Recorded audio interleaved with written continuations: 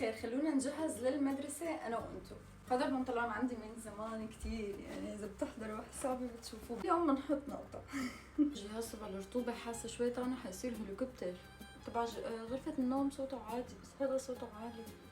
أنا غلطت، جبت كل واحد نوع. ليش؟ احكوا لي ليش؟ لأنه في واحد أغلى من واحد، قلت بدي أجرب. بصراحة الأغلى يعني أزبط بكتير من هون. الغالي حقه معه، بيطلع لك واحد راسه مربع بيقول مصاري مو كل شيء. انا تاركه الحمرة المت بالسياره، يعني ما بعرف شو بدي احكي. في حدا بعت لي انه في عنده قطه، ما بعرف بنت ولا شب.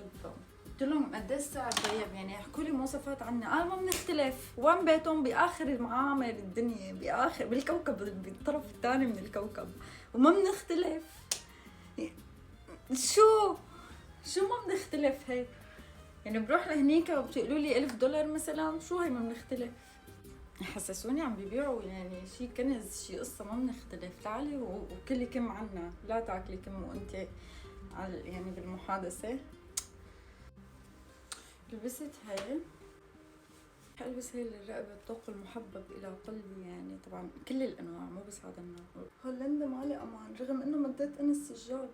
ما بتحزروا لبنوب. شو رأيكم؟ رفعنا الشعر هيك ومن ورا كيف مدربة هيك. النتيجة النهائية.